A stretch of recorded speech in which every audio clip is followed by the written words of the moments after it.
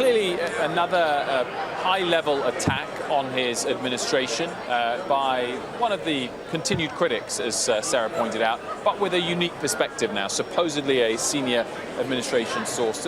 Is that a big extra pressure to him, or are we a long way from breaking point, impeachment, anything like that? It doesn't seem like it moves anything that much closer to anything structural or procedural or anything that's going to jeopardize the president more than he was already. I actually think it's very consistent with the storyline I think we've had of this administration, where there's a lot of kind of offsetting pressures, people with different agendas, really chaos within the staff, tremendous turnover, and people working at cross purposes. I think that's reflected in this op-ed from whomever it is. I mean, we have no idea what the agenda is or who the person is or whether it changes the story at all. Yeah. For President Trump, would you say the same thing about the book, which is in the news? It's a lot of, it's gossip and it's important as it relates to the president, but does it do anything to change the trajectory of the presidency heading into the midterms as we continue to see this economy do quite well? Not in any, I think, predictable way. I don't think you can sort of game out how this goes because of these revelations or books.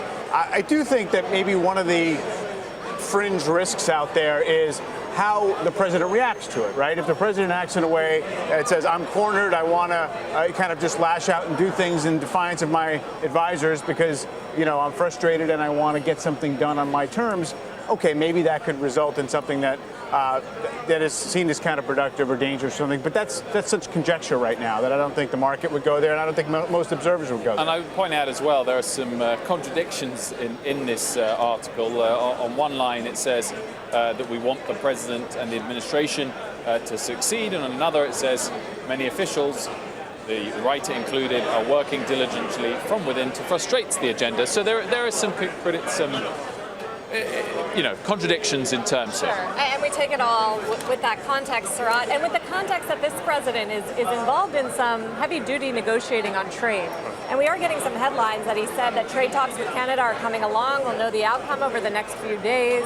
I mean, I guess the worry for the markets would be that this would be a distraction as we await the details of some high-stakes trade and economic relationships. But I don't think we've seen anything new. The narrative really hasn't changed. There's always this going on in Washington, but the focus is really on the tariffs. And I think that's kind of, are we making progress and what's that going to do to the earnings trajectory?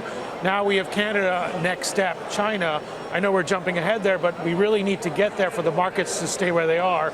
If we don't get this and earnings don't stay strong, you won't have the support. But I think what's going on in Washington is a lot more noise than it is substance. Kevin, there's always a lot of noise. On the topic of trade negotiations with Canada, what's your take on whether your countrymen are likely to form a deal in the near future? This is going to be a big problem. The two big issues are dairy subsidies, obviously. We've talked about that. But this idea of disputes being resolved differently than the Mexican deal, the Canadians never wanted to use the U.S. court system to resolve any trade disputes. They felt that that was onerous, time-consuming, and wouldn't work. And yet, when the Mexican deal was negotiated in principle, they eliminated that. They're going to look for their relief in U.S. courts. So now we have a problem. If it's going to be a trilateral agreement, you have to resolve this. And I don't think we're going to get anywhere anytime soon because Canadians don't want to move on the milk subsidy because it's vote time in Canada. There's an election going on. 79 seats are basically bought with dairy subsidies. And by the way, let me add something as a person who spends some time in Canada.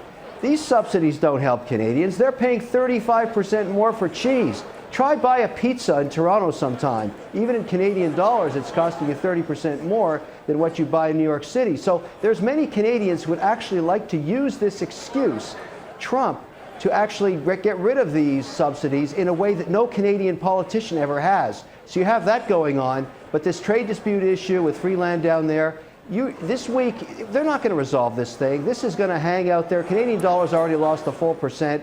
It's not a pleasant time in the Canadian investor's mind right now.